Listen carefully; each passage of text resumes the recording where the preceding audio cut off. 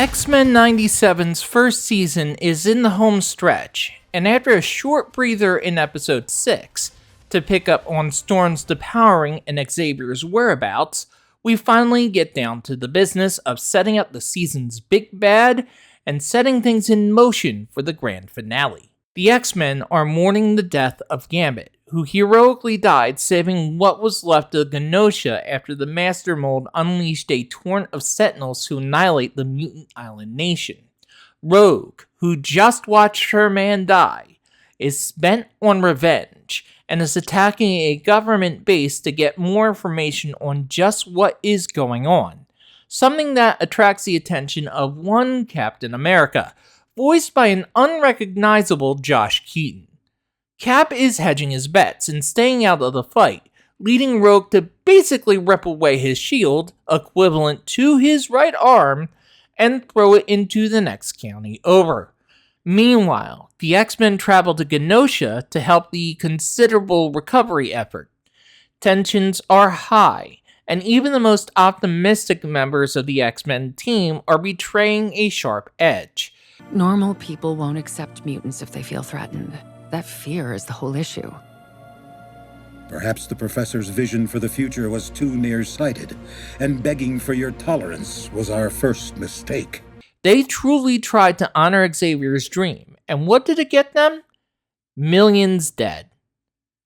Ultimately, the team regroups with Rogue after she unsuccessfully tries to get the memories of Henry Gyrick, and they travel to Madripoor for a climactic showdown. One of the beauties of X-Men 97 is how this show marries the style and pacing of a 90s cartoon with a modern, mature tone. It feels like something you could air next to Eek the Cat and the Tick, even as the mutants bleed and curse and otherwise do things that the Fox Kids BSMP would not have let them do. That nostalgic feeling, but with a modern twist. As a result, X-Men 97 moves fast. Plot points that may take multiple episodes in other shows are dispensed with in 1 or 2 scenes.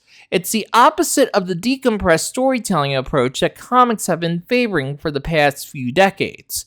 This episode admittedly feels a little rushed as a result, but it also feels like the stakes are high and things are moving at a rapid clip.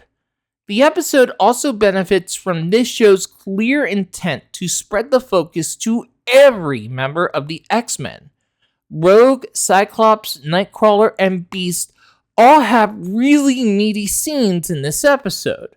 It's a breath of fresh air from a franchise that, during Fox's ownership of the movie rights, was driven exclusively by Wolverine. The one part of the episode that needs more work, in my opinion, is the ongoing storyline with Sunspot. With everything else going on, we're not spending enough time with him, and the themes his story is trying to convey, of a privileged man who's being forced to hide his mutanthood to satisfy his family, that falls quite a bit flat. That said, the themes of this episode resonated deeply with me. The X-Men feel betrayed, hurt, angry. They're just trying to exist, but they're existing next to people who clearly do not want to see them exist in that world. It's something that, all too often, I have to deal with as a queer person. Maybe I won't go as far as the X-Men do in this episode, but I clearly understand that rage, that anger, and I empathize with where they are. The voice acting has been absolutely stellar throughout X-Men 97, and this episode is no exception. The highlight is obviously Rogue, voiced as always by Lenore Zahn.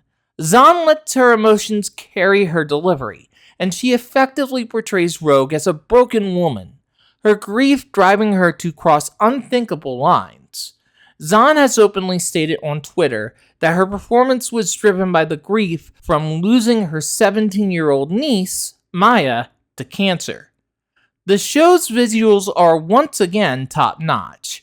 One of the show's board artists is an admitted fan of Marvel vs. Capcom 2, and many of Rogue's moves in the gorgeous opening fight sequence are lifted straight out of that game, including her rider kick.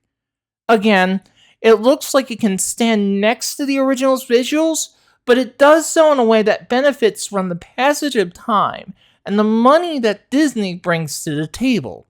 Many reviewers are already saying that X-Men 97 is one of the best pieces of Marvel media ever produced. I'm not quite ready to say it yet, because we have 3 more episodes to go, and I'd like to see if it sticks the landing. My gut says it probably will. But in any case, like the past 7 weeks, I am waiting with bated breath for the episode to drop on Disney+. And I'm sure I'm not the only one.